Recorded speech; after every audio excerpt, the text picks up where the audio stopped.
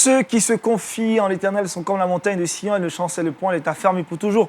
Notre Dieu est un Dieu de protection, c'est lui qui nous accorde grâce et bonheur de vous retrouver en cette belle matinée de ce lundi. Shalom à toutes et à tous et merci à vous d'être fidèles à Wake Up, la matinale à la gloire de notre Seigneur et Sauveur Jésus-Christ. Sur ce plateau, toujours de la chaleur humaine, le pasteur Florent est avec nous. Pasteur Shalom. Shalom, frère Niel. Vous allez bien? Très bien, oui. Gloire à Jésus-Christ, merci d'être des nôtres ce matin. Laetitia Audet est avec nous, Shalom. Shalom Aniel. On va bien? Ça va très bien. Gloire à Jésus-Christ. Et puis notre invité du jour dans l'invité du Wake Up, le professeur Oku Philippe, Shalom.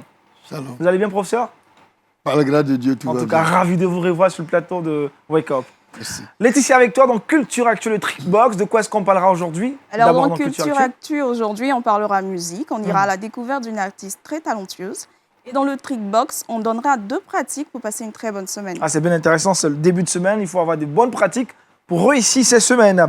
Avec le professeur Oku Philippe, on parlera de Bible et adoption. Dites-nous déjà, professeur, quel est l'intérêt d'aborder la question de l'adoption, surtout dans un rapport avec la Bible? Mais l'intérêt peut être envisagé à 2 niveaux. Il s'agit d'abord de prouver que la Bible est l'origine de l'institution. D'accord. Il s'agit ensuite de démontrer que c'est par ce processus d'adoption que nous sommes sauvés. Waouh, super. Voilà. Ok, si vous voulez en savoir plus, restez avec nous. Ça sera dans notre interview, on va dire, particulier que nous développons tous les lundis avec nos différents invités. On parlera donc de Bible et adoption. Mais pour l'heure, prenez vos différentes Bibles, vos carnets de notes, vos stylos. On y va pour la méditation matinale. Donc méditons ensemble.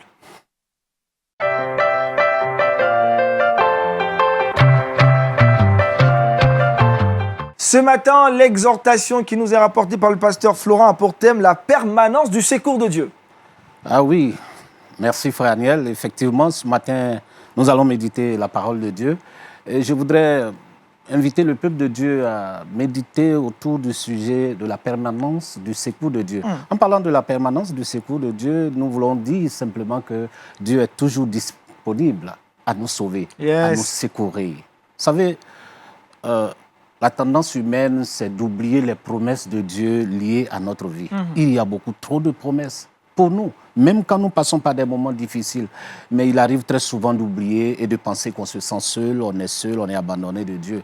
C'est ça la nature humaine. Et même le Seigneur Jésus n'a pas échappé à cela.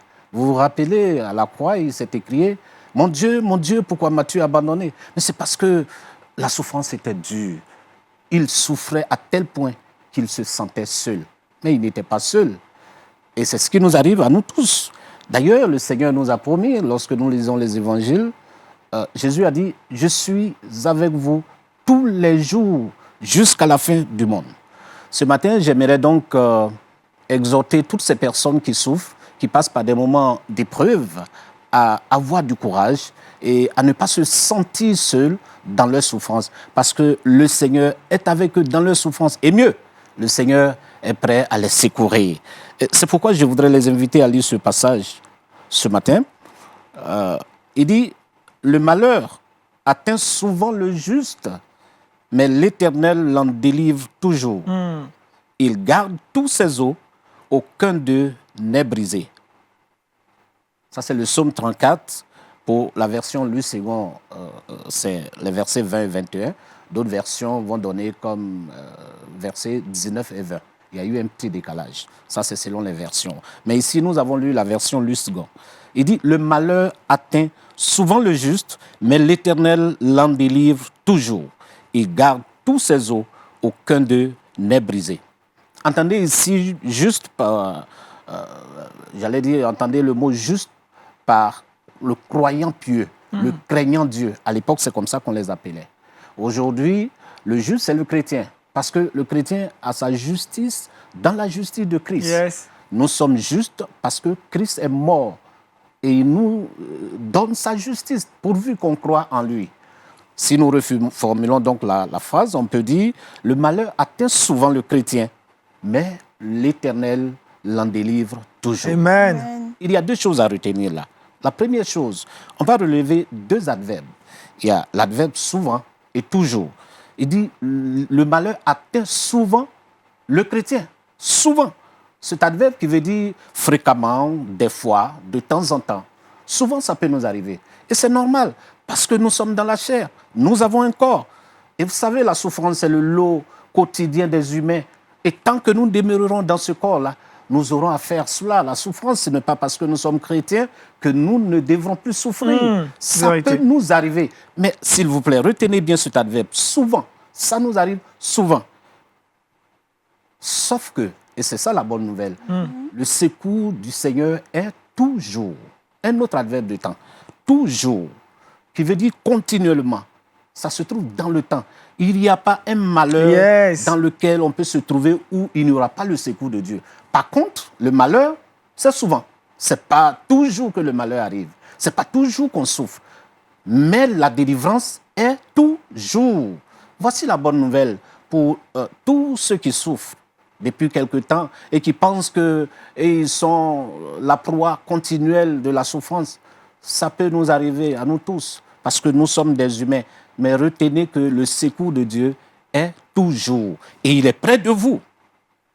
Parce que nous sommes chrétiens, Dieu est avec nous. C'est notre réconfort, ça. À la différence des non-chrétiens qui murmurent, qui gémissent, parce qu'ils ne sentent pas la présence de Dieu.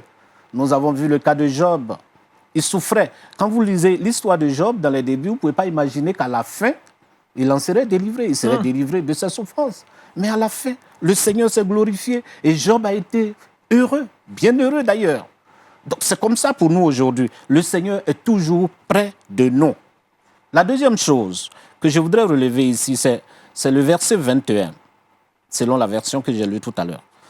Il dit, il garde tous ses os, aucun d'eux n'est brisé. Voilà, on pourrait dire que c'est un psaume messianique, parce qu'ici, il fait allusion au Messie, notre Seigneur Jésus, et nous croyons que cette parole a eu son accomplissement dans Jean 19, verset 36. C'est répété là-bas, lorsque le Seigneur Jésus a été crucifié. Les os sont les parties dures du corps. C'est grâce aux os qu'on peut se tenir debout, que le corps peut tenir debout. Si vous brisez un os, tout le corps est paralysé. Vous ne pouvez plus tenir debout. Donc, briser le corps, c'est paralyser l'être humain, le corps humain. Mais le Seigneur veille à ce que aucun os ne soit brisé. Ça a été le cas pour le Seigneur.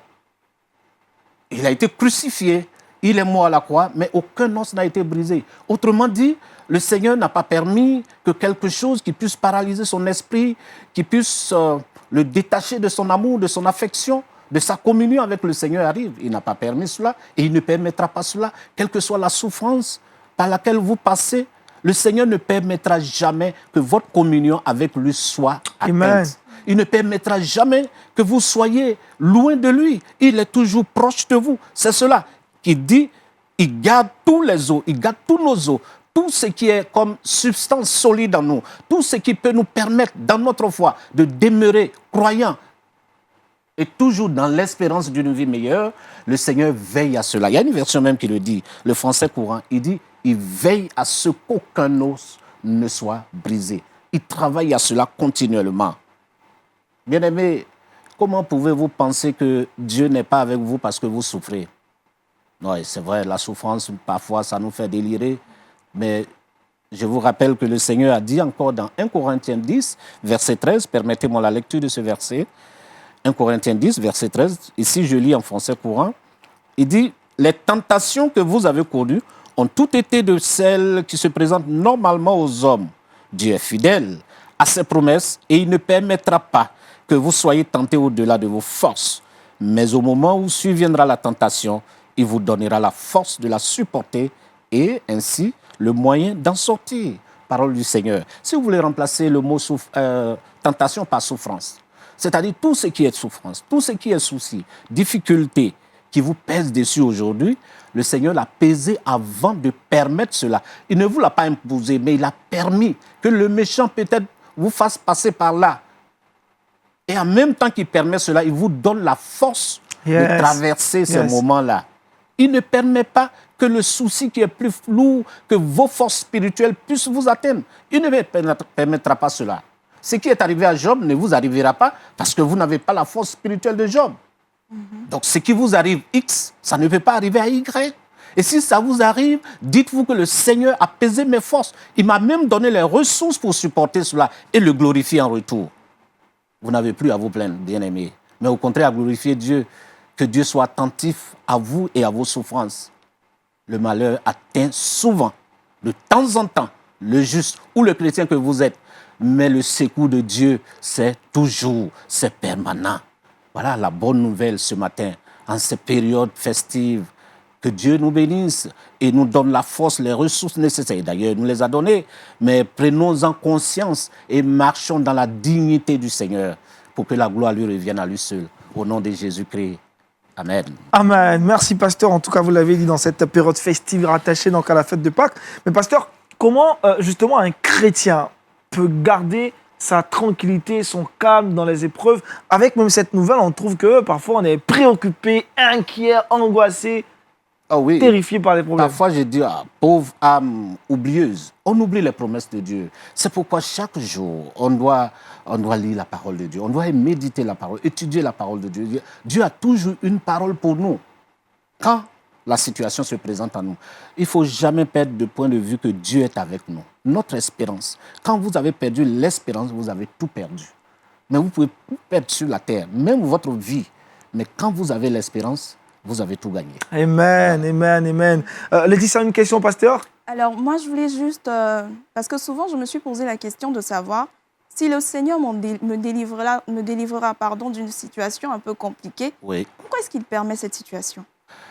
Je crois que la Bible le dit, c'est pour notre bien parfois.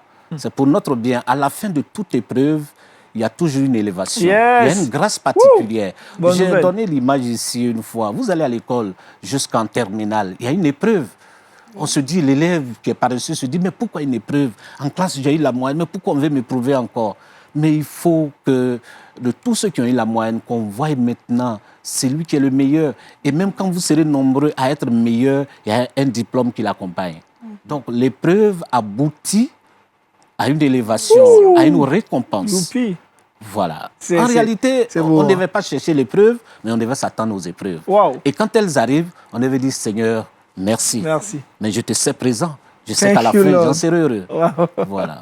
Bonne nouvelle. Professeur Okou, en tout cas, un message qui nous ravive le cœur, qui nous donne vraiment encore de la flamme pour le Seigneur.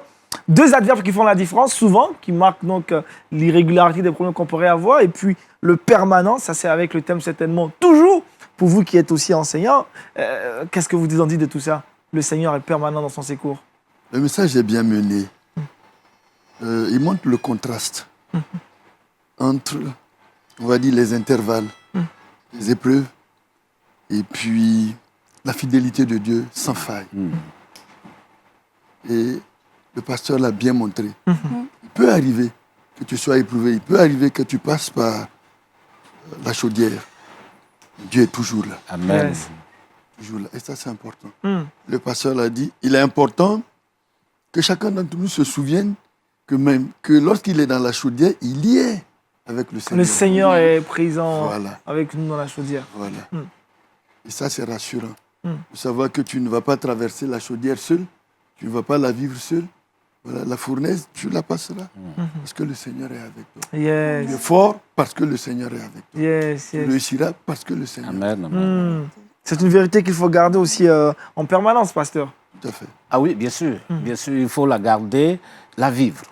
Voilà, il faut la vivre. Quand ça va, il faut bénir Dieu. Quand ça ne va pas aussi, il faut te rappeler de ces promesses-là et puis continuer à bénir Dieu. Yes.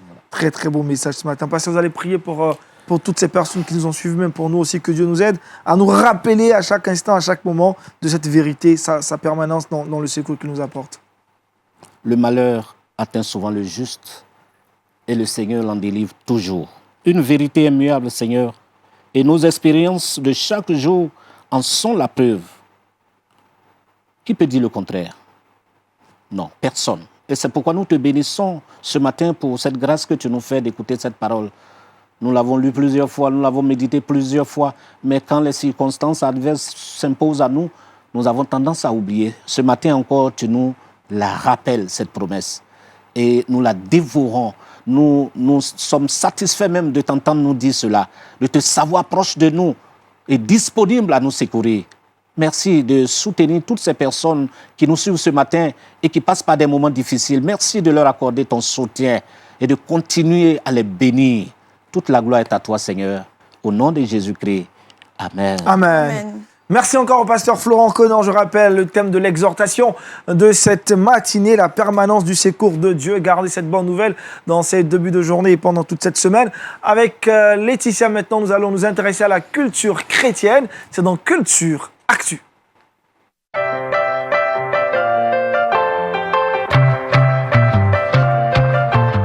Et pour bien commencer cette semaine, Laetitia nous parle musique, présentation d'artistes. Alors, Agnès, aujourd'hui, on parlera musique, comme tu viens de le dire. Nous allons aller à la découverte d'une artiste très talentueuse, pétrie de talent.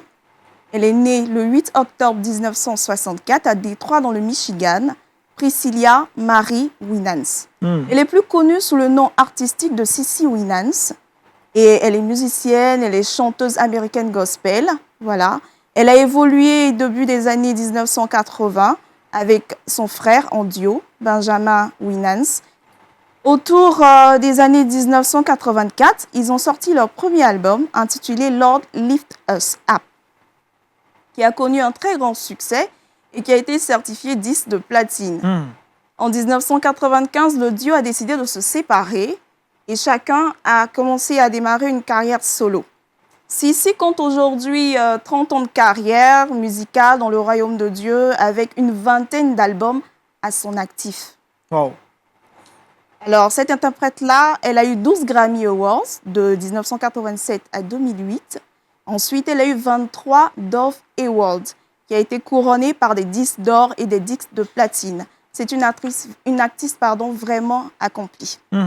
En dehors de la scène, Cissy continue de porter l'amour de Jésus autour d'elle, partout où elle va, en encourageant les jeunes filles qui traversent des moments difficiles au travers de variétés de ministères féminins. En 2021, elle devient fondatrice d'une église avec son mari, pasteur Alvin Love II. Elle est auteure accomplie et compte à son actif 3 œuvres. La première œuvre, qui est intitulée On a Positive Note, dans cet ouvrage-là, elle raconte son enfance au milieu d'une fratrie de 10 enfants, dont elle est la 8e. Le second ouvrage, Throne Room, Assured into the Presence of God, elle va livrer des mots d'encouragement pour adopter une vie d'adoration. Et dans le dernier ouvrage, qui s'intitule Always Sister, Becoming the Princess You Were Created to Be, elle va se pencher sur la jeune fille elle-même, essentiellement sur la jeune fille, en les aidant à observer des principes bibliques qui leur permettront de développer leur vie spirituelle, émotionnelle et physique. Donc, Cissy, c'est une vraie fanatique de la jeunesse. C'est une fanatique de la nouvelle génération. Elle se bat, elle met tout en œuvre pour que la jeunesse se sente bien. À côté de cela également, elle va créer une conférence, Agnès, tiens-toi bien, pour les jeunes filles. D'accord. Et permettre aux jeunes de pouvoir avoir dans son église des postes de décision. Ce qui est vraiment très rare de nos jours. Confier la responsabilité d'un département à de jeunes gens, c'est très rare de le voir. Voilà. On peut retenir de Cissy aujourd'hui que c'est une véritable bénédiction pour le corps du Christ. Voilà. Car au-delà même de son ministère de chant, elle œuvre pour la paix, la croissance des jeunes. Et également, elle inspire les petits et les grands à la vie biblique. En tout cas, c'est bien dit, elle inspire les petits et les grands à la vie biblique. Grande voix de la scène internationale gospel qu'on connaît sur Lumière du Monde Télévision, Cissy Winans. On a pris de plaisir à la découvrir encore aujourd'hui, à la redécouvrir, on va dire simplement, parce qu'elle passe vraiment longuement sur notre antenne. Professeur Okou, c'est quoi votre rapport avec la musique gospel? Est-ce que vous êtes consommateur de la musique ou bien il y a une certaine distance entre vous et la musique? Ah non. Je suis consommateur de la musique. Consommateur de la musique. Mais en fait, le gospel, le problème c'est que c'est pas toujours qu'on comprend tout. Ah, c'est vrai. Quand c'est en anglais, hein, ou bien même en anglais, vous comprenez. En français, pas de problème, mais en anglais, En anglais. surtout quand c'est chanté par les Noirs américains, là, Ah, c'est trop ils compliqué. contractent tout. Ah, l'anglais contracté, là. Et c'est difficile de les suivre Oui, c'est un peu compliqué. avec le broc et tout ça. Ouais. Oui. Vous préférez écouter quand même le gospel francophone? Oui, si, Vous ça, pas consommez, de hein. problème. Pas de problème. Vous consommez, c'est quoi, Mais- c'est quoi la mais- fréquence de mais- consommation de la musique pour vous, chez vous? Ah, si, j'ai reçu de mon fils une boîte à musique qui Wow, me permet super. de veiller seul. Hein. Ah, Ouais. vous écoutez C'est pendant assez de nombreuses puissant, heures. oui, hein. oui, c'est assez puissant. Boîte à musique que Je passe par le YouTube. Oui, oui. Je peux. Ça me permet d'écouter la musique seule, de prier seul, Waouh. d'adorer seul. Formidable. C'est Formidable. très inspirant d'avoir de la musique pour prier. Pour prier. Hmm. C'est pas au pasteur qu'on va demander. Hein. La musique occupe une place tellement importante au sein de nos différentes communautés, mais même dans les cultes. Bien sûr. Bien sûr, bien sûr, nos églises ont des chorales, ont des groupes musicaux et tout ça. Mais moi, particulièrement, les matins, je me fais plaisir de suivre les clips de LMTV, quoi. Ok. Voilà. Après Ok. le wake-up, il y a des clips qui passent. Justement. Je passe au moins 5 ou 10 minutes à écouter avant de sortir. Waouh. Voilà. Avant l'émission, vous avez des clips. Après l'émission, vous avez une très bonne sélection de clips. Voilà. Alors, Laetitia, autre chose à savoir sur Cici Williams? Alors, on va dire que Cici Williams, comme je l'ai dit tout à l'heure, c'est une véritable bénédiction, tout simplement. Pour le corps du Christ. Une hein. véritable bénédiction pour le corps de Christ. Super, en tout cas, l'international, elle fait du bien. Un grand nombre de personnes, on est tous édifiés par son ministère. Merci Laetitia pour cette belle information et belle présentation de Cici. Il est temps pour nous d'avoir un certain entretien avec notre invité du jour. On parlera de Bible et adoption. C'est dans l'invité du Wake Up et c'est maintenant.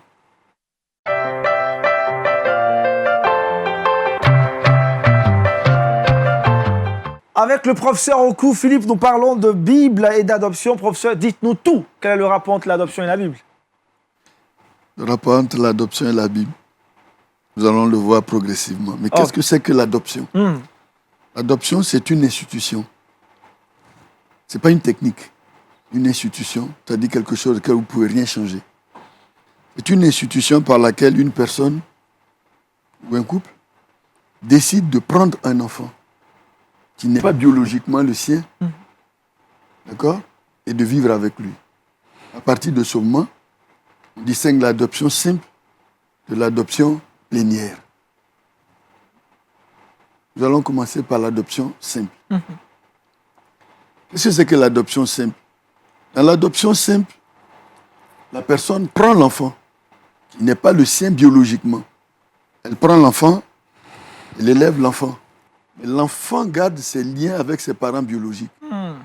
Donc l'enfant adopté n'entre pas dans la famille de l'adoptant. Puisqu'il n'entre pas dans la famille de l'adoptant, il ne porte pas le nom de l'adoptant.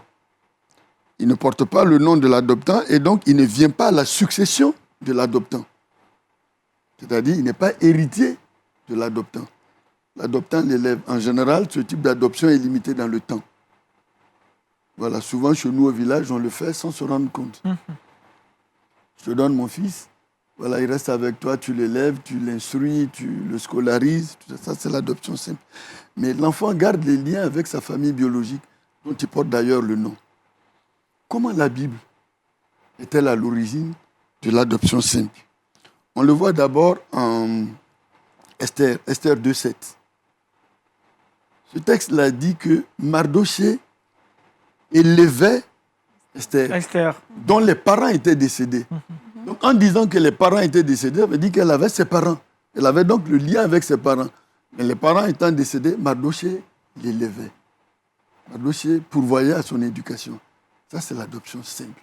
Elle reste la fille de ses parents. On le voit également avec Anne et Samuel. Anne et Samuel, 1 Samuel 1, 11, ainsi de suite. Où Anne dit très clairement à Dieu, elle dit, si tu me donnes un enfant, je vais te le consacrer. Et elle dit, l'enfant sera prêté à l'Éternel. Il ne devient pas l'enfant de l'Éternel. Il sera prêté à l'Éternel. Et moi, chaque année, qu'est-ce que je vais faire? Chaque année, je vais lui faire des habits que je vais apporter. Donc, elle clarifie très bien la situation. Elle définit les droits de Dieu sur l'enfant et elle définit les siens. C'est son enfant. Elle le prête simplement à l'Éternel. L'Éternel, il va servir l'Éternel. L'Éternel va le former. L'Éternel va le conduire dans le ministère. L'Éternel va l'utiliser comme il voudra. Mais c'est l'enfant d'Elkana et de Anne. C'est bien clair hein, dans la prière de Anne. Voilà. Donc, ce texte-là, il nous montre très très clairement la différence entre les deux institutions. L'adoption simple. Dans l'adoption simple, l'enfant n'est pas héritier. Donc, si l'adoptant décède, il ne vient pas à la succession. Il ira à la succession de ses parents biologiques. Il n'est pas héritier de l'adoptant. L'adoptant pourvoit simplement à ses besoins. C'est vrai qu'il y a... Ça, c'est la base. Hein. Il y a un certain nombre d'États qui ont ajouté un certain nombre de choses. Mais la base, c'est ça. La base, c'est que l'enfant n'intègre pas, du point de vue juridique, la famille de l'adoptant. Il reste à l'extérieur de la famille.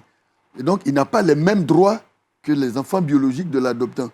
Notamment le droit à la succession. Il n'a pas ce droit-là. Le droit de porter le nom, il n'a pas ce droit non plus. Mais il est élevé, il est à la maison. L'adoptant, oui, pourvoit ses besoins. Vous voyez, ça c'est l'adoption simple. Concernant l'adoption plénière, c'est un peu plus compliqué. C'est ça, on veut bien comprendre, hein, c'est l'adoption Voilà. plénière. Pour l'adoption plénière, l'enfant perd tous les liens avec sa famille biologique. En général, ce type d'adoption se fait dès les premiers jours de la naissance de l'enfant. Voilà, on le remet à l'adoptant et l'enfant reste avec l'adoptant. Il n'a plus de lien. Les liens avec sa famille biologique sont complètement détruits. Il ne porte plus le nom de son père. Il n'est plus le fils de sa mère ou la fille de sa mère. Oh. Voilà. Il entre totalement dans la famille de l'adoptant. Il devient donc, du point de vue juridique, l'enfant de l'adoptant. Et si l'adoptant avait d'autres enfants, ils ont tous les mêmes droits. Ils viennent tous à la succession, c'est-à-dire ils sont tous héritiers de l'adoptant.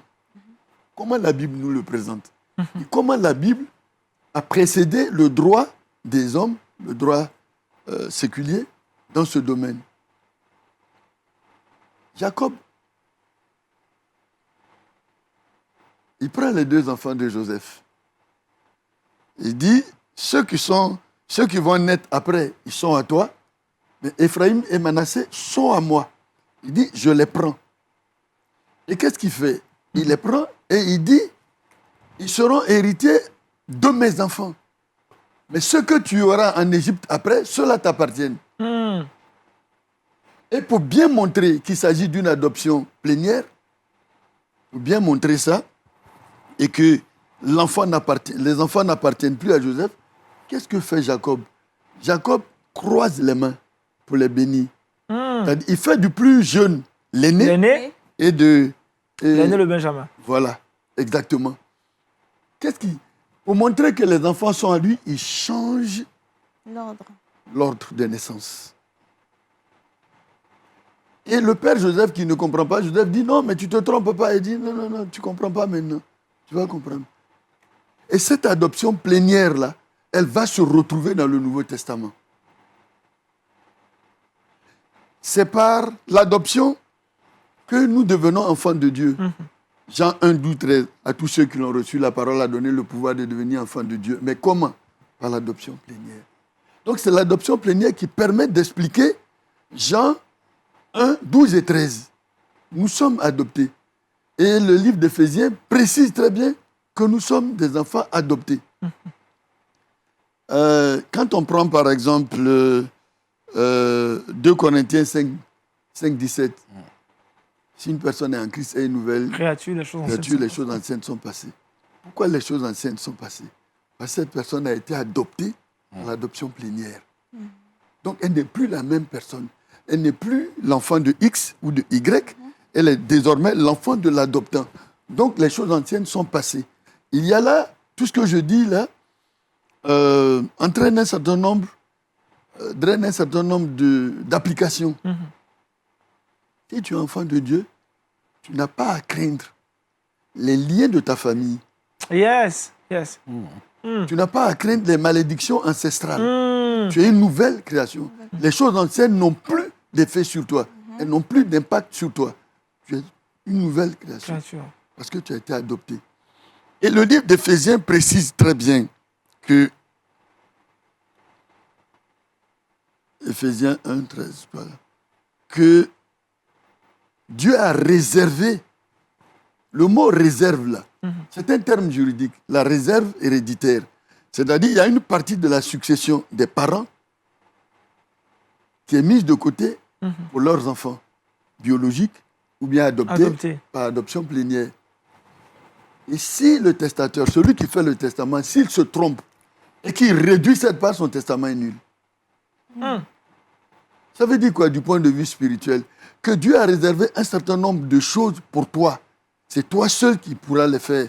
Dieu a réservé un certain nombre de bénédictions qui te sont propres, qui te sont affectées définitivement et que personne ne peut modifier. Donc quand on voit des enfants de Dieu qui sont jaloux parce que Dieu a béni, ils n'ont pas bien compris. Ils n'ont pas bien Ils n'ont rien compris alors, il faut le Il dire. y a un conscient. certain nombre de choses que personne ne peut faire. Et si tu ne les fais pas, elles vont traîner. Il faut que ce soit toi qui les fasses. Dieu a réservé de bonnes œuvres pour que tu les fasses. Donc, dans l'adoption plénière, l'enfant intègre totalement la famille. Il devient un être tout à fait nouveau. Il n'a plus de lien avec ses parents. C'est ainsi que Dieu nous adopte, que nous sommes des enfants de Dieu sans lien. Les liens avec notre famille biologique étant complètement anéantis. Notre relation aujourd'hui, notre relation avec Dieu. Nous sommes des créatures nouvelles. Nous sommes des créations nouvelles. Certaines Bibles traduisent par création et non pas créature. On comprend mieux quand c'est création. Oui, on a été récréé. Oui, exactement. C'est-à-dire, ils veulent se placer, ceux qui traduisent de cette façon, se placent à la création, au début même. Pour dire, c'est comme quand Dieu t'appelait pour la première fois. Voilà, dans le monde visible. C'est le même travail qu'il fait. Donc, vous voyez que ces deux types d'adoption sont différents. Alors, comment on peut les rapprocher? Il y a des gens dans l'Église qui se comportent comme s'ils étaient des adoptés simples. Oh. Pendant de nombreuses années, ils vivent comme ça, comme étant exactement. Sous l'adoption. Ils n'intègrent pas la famille de Dieu. Ils n'intègrent pas l'Église. Ils fréquentent l'Église. Jésus lui-même le dit. Jésus dit, il y a l'ivraie dans l'Église. Donc, voici des gens qui viennent à l'Église, qui vont t'apporter la dîme, qui vont tout apporter, mais qui n'ont jamais pris leur place dans l'Église, dans la famille de Dieu. Et qui sont donc à l'extérieur. Alors, ces gens-là ne verront jamais la grâce de Dieu. Tout à l'heure, le pasteur a parlé des gens qui sont dans des difficultés, qui murmurent. Ils ne voient pas la grâce de Dieu. Donc, l'épreuve qui intervient pour eux, c'est un malheur. Ce n'est pas une épreuve. Il n'y a rien au bout. Dieu me fait souffrir pour rien. Parce qu'ils n'ont pas intégré. Donc, ils ne sont pas entrés dans ce cercle fermé, réservé aux enfants de Dieu. Par la plénière. Ça, ils ne l'ont pas. Et c'est dommage. En revanche, ceux qui sont les enfants de Dieu, que Dieu a adoptés, ceux-là, ils ne quittent plus jamais la famille. Et Jésus dit quoi? Il dit, ce que je tiens, personne ne peut les ravir de ma main. Ça, ce sont ceux qui ont été adoptés par l'adoption plénière. Ceux-là, ils sont assis dans la famille, ils sont membres de la famille, ils sont enfants de la maison, ils agissent à la maison comme s'ils étaient des enfants. D'ailleurs, ils ne connaissent même pas leurs parents biologiques. C'est clair, aucun complexe. Ils ne se réfèrent même pas à eux. Tout à fait. Vous voyez qu'il y a beaucoup d'applications pratiques de ce genre de choses. Et il est important que le chrétien comprenne qu'il est véritablement enfant de Dieu. Que lorsque la Bible dit qu'il est enfant de Dieu, il y a un processus juridique à la base qui confirme qu'il est effectivement enfant de Dieu et qui définit tous les droits qui lui sont réservés. Donc l'enfant de Dieu devrait pouvoir, même s'il n'est pas juriste, mais en lisant la Bible, quand la Bible dit « tu deviens enfant de Dieu », et la Bible précise, en Jean 1, 12, 13, que tu es enfant de Dieu, pas par la volonté du sang et de la chair, ce n'est pas par la volonté de l'homme, mais c'est par la volonté de Dieu. Donc c'est une place que tu ne peux pas perdre. C'est Dieu qui t'a adopté. Voilà.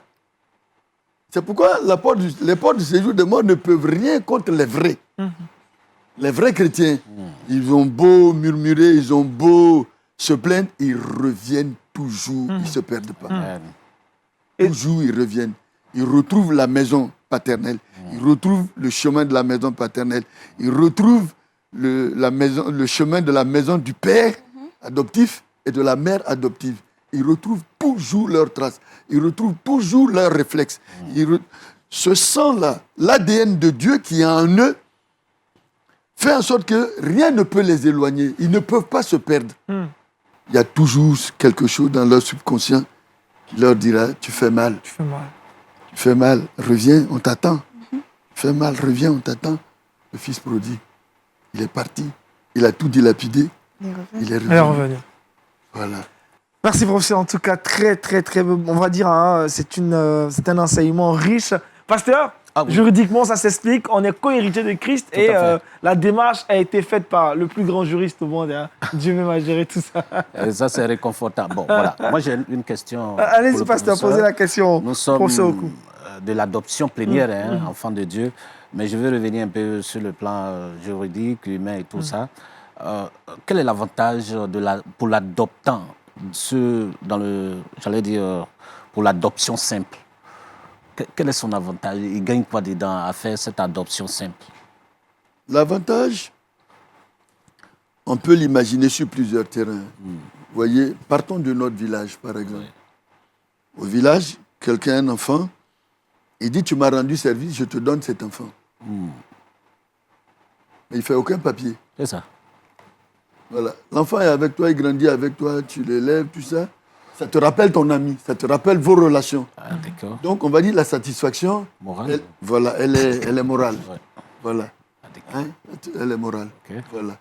Le fait de rendre service à quelqu'un, voilà. Puisque l'enfant plus tard grandit, il va témoigner. C'est un tel qui m'a élevé, c'est grâce à un tel que je suis. D'accord. Donc il y a une satisfaction morale. Ok. Ok. Mais une satisfaction morale qui dure tant que l'enfant est reconnaissant. Reconnaissant. Mais Il y a le sinon- principe de la reconnaissance aussi qui intervient à cet instant-là. Voilà, c'est ça. Si l'enfant est ingrat, Alors bim, là, ça s'arrête là à cet instant. Voilà. d'accord. Une autre question, pasteur?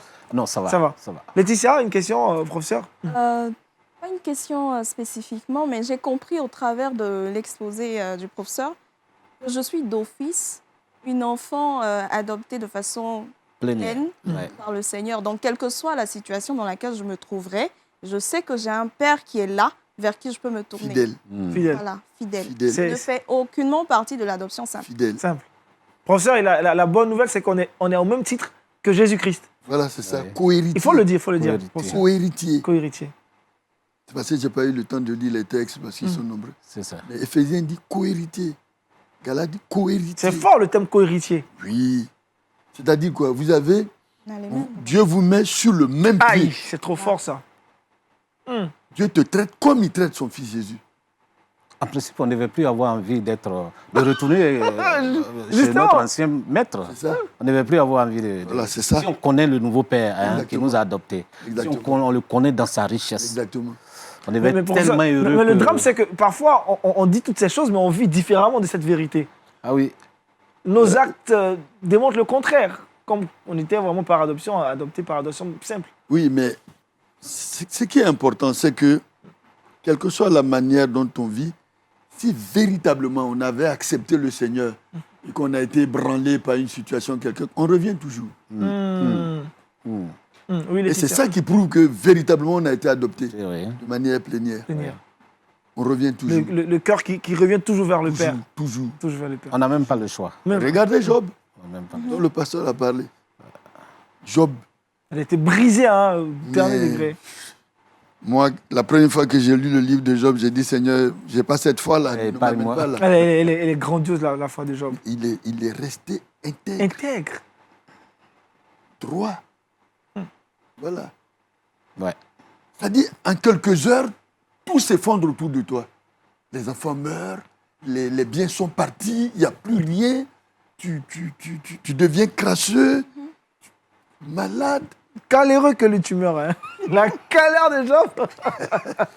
La misère, hein, ce gars-là. Mais Job, il a été adopté par adoption plénière. Il le savait. Il le était savait. conscient de cette vérité, Oui, en tout Puisque cas. Dieu le grave dans notre Non, non, subconscient. subconscient, c'est ça. Oh, Le grave dans notre cœur. c'est fort, ça. Voilà. Le grave dans notre En tout cœur. cas, bonne nouvelle. On est bénis ce matin. Dieu qui est permanent avec nous dans le secours. Et puis, on nous rappelle davantage notre identité dans le Seigneur. C'est wonderful. Laetitia, quelque chose à ajouter? Moi, j'ai plutôt une question au professeur. Il y a certains chrétiens, par moment, lorsqu'ils rencontrent des difficultés ou des situations un peu compliquées, qui ont tendance à oublier que le Seigneur est là, que cette situation-là peut passer, que tout peut aller bien. Est-ce que ça voudrait dire que ces personnes ne sont pas véritablement encore enfants de Dieu, n'ont pas accepté qu'ils sont enfants de Dieu ou ne savent pas qu'ils sont d'office adoptés de façon plénière? Regardons plutôt la fin. Mm.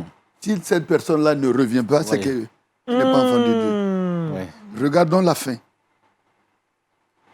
le pasteur Outiepré m'a fait rencontrer un pasteur qui venait d'Afrique du Sud. Il a tout fait. L'homme n'avait pas le temps, mais il a tout fait pour qu'on se rencontre. C'est après que j'ai compris. J'ai rencontré le pasteur, puis il me dit, on m'a parlé de toi, on m'a dit que tu es un intellectuel, que tu es pasteur. Mais je vais t'expliquer ce qui est arrivé à un de nos pasteurs en Afrique du Sud. Il dit, le pasteur, il avait une église, il se portait bien. Et puis, il a voulu faire de la théologie. Il s'est inscrit. Malheureusement, il est allé dans une école de théologie libérale. Wow. Donc, on lui a dit, Christ a tout accompli, pourquoi tu souffres? Pourquoi il est interdit de faire ceci, il est interdit de faire cela? Pourquoi? Christ a tout accompli. Ne te fatigue pas. Donc, il a abandonné le domicile conjugal, il a laissé les enfants, et il est parti. Vrai. Il est parti en boîte, il est parti dans les maquis, il est parti s'enivrer. Pendant 4 ans. Wow. Et puis un jour, il entend une voix. Pendant qu'il était avec ses amis, en train de faire soyer, il entend une voix qui lui dit, c'est pour ça là que je t'ai appelé. Ah, le Père. Question. C'est pour ça que je t'ai appelé. C'est pour ça que je suis allé à la croix, pour que tu fasses ça. Donc, il est resté froid. Et ceux qui étaient autour ne comprenaient pas. Il le taquinait, on lui servait le vin. Il ne pouvait plus boire. Il était tétanisé. Il s'est levé. Il est allé directement à la maison trouver sa femme. Demander pardon. Demander pardon à ses enfants. Le dimanche, il est allé se prosterner, demander pardon à l'église. Il est revenu. Après 4 ans, pasteur Ivrogne, il est revenu sur ses traces. Il a retrouvé la maison du Père. Il a retrouvé le ministère que le Père lui avait confié. Il a retrouvé les responsabilités qui étaient les siennes. Ça, Adoption celui-là, plénière. Adoption plénière. il était enfant de Dieu. Ouais. Il a été trompé. Il a vacillé à un moment donné. Mais l'ADN n'a pas disparu. L'enfant prodigue. Merci, professeur. En tout cas, encore une illustration qui nous aide à mieux comprendre le thème du jour, la Bible et l'adoption. L'adoption, on va poursuivre cette émission, retrouver Laetitia Audet dans la dernière rubrique, justement, pour parler d'astuces naturelles au quotidien, pour faciliter notre vie. C'est dans le Trickbox et c'est maintenant.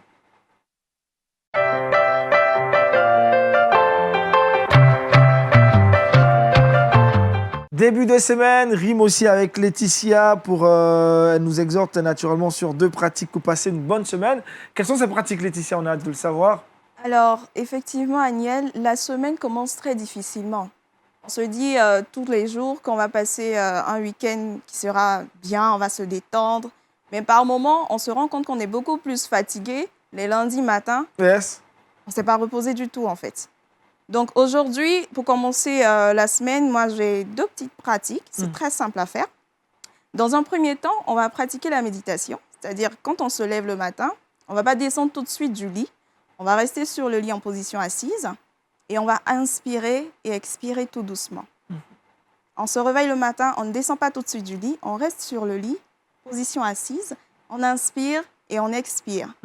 Si on sent qu'on est un peu stressé, on se demande est-ce que la journée va bien se passer, est-ce que la semaine va bien démarrer, on peut faire un petit exercice, c'est-à-dire on met les 2 mains sur le ventre, on inspire avec le ventre et on expire. On fait cet exercice-là 2-3 fois et après, voilà, on peut sortir du lit. La deuxième astuce, c'est qu'on va se dire que tout va bien aller, pensée positive. Tout va bien aller, on va être bien, on va passer une bonne semaine. On se remotive intérieurement, ça va nous permettre de pouvoir mieux entamer la semaine. Et en même temps, une chose essentielle à ne pas oublier, c'est que nous sommes des enfants adoptés de façon plénière et de ce fait-là, avant de sortir de la maison, méditation, la parole de Dieu. Obligation, hein. Obligation. Dévotion matinale. Voilà, donc ce sont ces 2 petites pratiques-là que je voulais partager aujourd'hui avec vous. Premièrement, la méditation physique, voilà, sur le lit. Deuxièmement, on va avoir une pensée positive. Et pour couronner les tout, méditation de la parole de Dieu. Super. C'est quoi votre routine, professeur Okou, quand vous vous levez le matin? Qu'est-ce que vous faites tout de suite quand vous vous réveillez? La première chose, c'est de prier Waouh, super. systématiquement. Systématiquement. Prier, je suis pasteur et je recueille souvent les sujets de prière des membres de l'Église. Dans une grosse enveloppe. que j'ai à mon chevet. Donc, quand vous réveillez le matin, vous tirez une enveloppe. Automatique. Non, non, non, non, non. C'est toute l'enveloppe globale. Je n'ouvre pas. Vous n'ouvrez pas. Vous priez, vous imposez les mains, vous priez. Je prie parce que j'imagine tous les problèmes, puis je prie. Parce que je leur ai dit d'écrire et de mettre dans des enveloppes. Certains ont fermé. C'est adressé à Dieu. C'est pas à vous que c'est adressé. Voilà. Yes. Moi, j'intercède. En fait, je le fais en m'inspirant un tout petit peu de ce qui se faisait dans l'Ancien Testament. Le souverain sacrificateur avait sur la poitrine le pectoral avec les 12 pierres qui représentaient les tribus D'Israël. d'Israël. Super. Ça fait- En tout cas, ce sont des idées qu'on essaie de piquer aussi. Pasteur Florent, vous, c'est quoi votre routine, le rituel matinal? Le matin, ben, le matin, quand je me lève, quand j'ouvre les yeux, je reste couché Vous ne vous levez pas un coup comme ça, voilà. du coup Voilà, silencieux. Et puis, je médite un peu dans mon esprit, tout en me rappelant les bonnes choses que le Seigneur a fait pour moi. Ne serait-ce que ça, quoi. Yes. Et puis, les premières paroles, c'est merci, Merci Seigneur. Seigneur. Et puis, je descends du lit. Waouh. Je vais d'abord me brosser, et puis voilà. Vous priez Ensuite, après. quoi, la prière. Et Quoi. puis la suite, c'est regarder Wake Up. Tout à fait. Tout à fait. Le verset boussole. Et Laetitia? Le verset boussole, Matthieu 28, verset 20. Et enseignez-leur à observer tout ce que je vous ai prescrit. Et voici, je suis avec vous tous les jours jusqu'à la fin du monde. Merci Laetitia pour ce verset boussole. Merci encore au pasteur Florent Conan. On a été fortement bénis. Je rappelle le thème de l'exhortation, la permanence du secours de Dieu avec le professeur Okou. Encore une belle exhortation sur notre identité dans le Seigneur, la Bible de l'adoption. On est tous convaincus qu'on est adopté et on est sous la forme de l'adoption plénière. Donc on a tous les droits et toutes les grâces qui sont liées à cet héritage avec Christ. On se retrouve naturellement mercredi avec moi. Demain, ça sera avec Daniel, n'est-ce pas, Letty? Oui, bien sûr. Demain, Pour ça sera avec notre numéro de Wake Up. Merci à vous qui nous avez suivis. On a pris du plaisir à démarrer cette journée avec vous. Soyez bénis et puis bonne suite de programme sur LMTV. Shalom chez vous.